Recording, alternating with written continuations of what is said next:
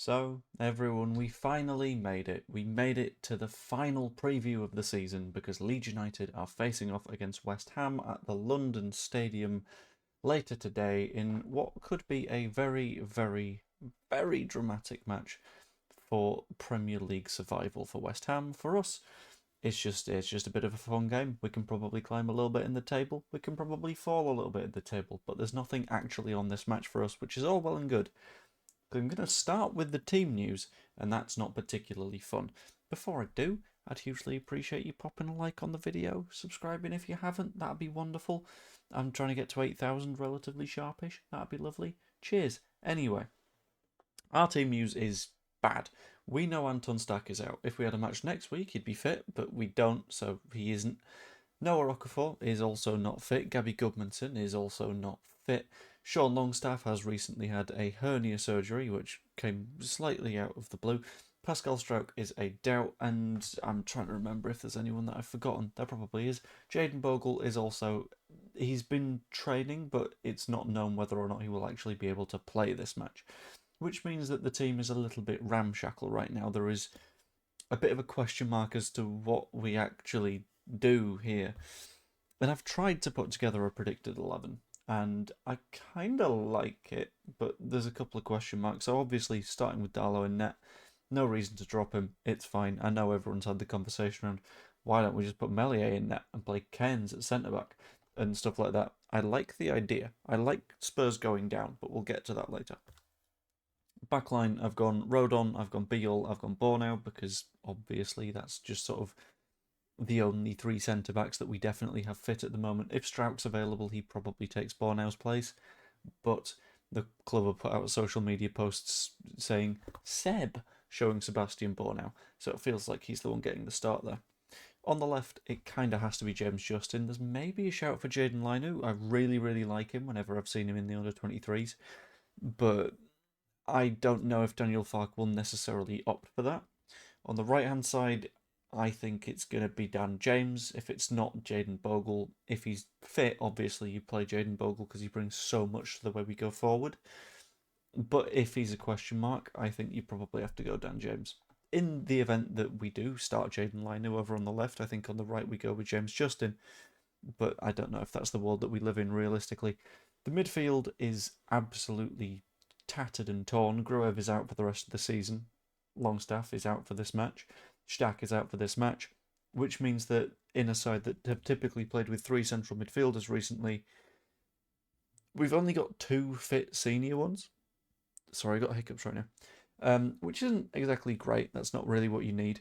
So Ampadu and Tanaka are in without a doubt. But for me, instead of dropping Ampadu into a midfield, not Ampadu, Aronson into a midfield role, I've gone with Rhys Chadwick. I've gone a little bit weird because Daniel Farke specifically called him out in the press conference saying that like he is an option, which is fantastic. I like to hear that.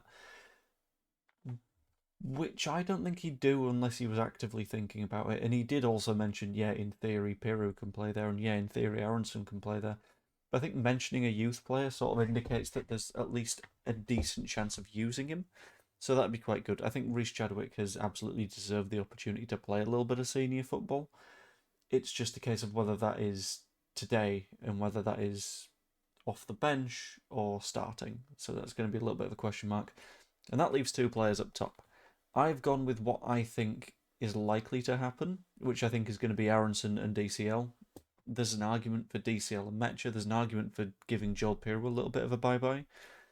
But I personally think it's going to be Aronson, it's going to be DCL, so you've got that pace alongside your traditional number 9. It's just a balance I quite like, but I'm open to interpretation. Now, about West Ham. I would love to have a sort of simple opinion on the way that West Ham will play. That simple opinion does not exist. Against us earlier in the season, they played in a 4-2-3-1 when we were playing at the London Stadium last time out. Since then, they've played quite a lot of a 4-4-1-1. They've played a little bit of a 4-1-4-1. Last two matches, a 3-4-3, just to try and keep things secure at the back. I think they're not really able to do that anymore. They need a win in this match if they want to potentially stay up. So I think we're going to see the 4-4-1-1, 4-2-3-1. They're going to try and come at us and they're going to try and actually score goals, which is relatively rare. it's like they're going into the match already 1-0 down, because they cannot lose this. They cannot draw this. It needs to be a win, and it needs to be Everton beating Spurs, which keeps things quite interesting as the day goes on. So I think they're going to come out and attack us. I think if we want to win this match, which I'll be honest, I kind of do, Spurs being relegated would be funnier, but also I don't really want to see us roll over. If we do want to win this, I think ultimately the best thing to do is lie in wait, let them open themselves up, because they're going to time and time and time and time again. They need to attack us, which means they will leave space, which means that we can take advantage of that space and put the ball in the blooming goal hole. Dominic Calvert-Lewin getting a little bit of revenge for the fact that he wasn't picked for the England squad for some reason.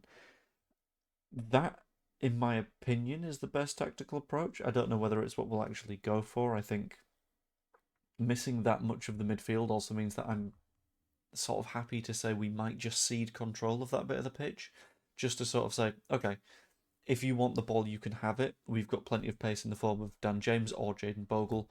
James Justin, we can ping the ball up relatively sharpish to one of England's better centre forwards, because Ivan Toney is not that. But again, we'll move on from it. But yeah, a little bit of a sort of explanation of the ramifications of what happens with various results tomorrow. If West Ham do not beat us, they go down. That is just done. Game over. They're out of it. If they do beat us and Spurs draw, then I believe West Ham need to win by a ridiculous amount. West Ham would need to beat us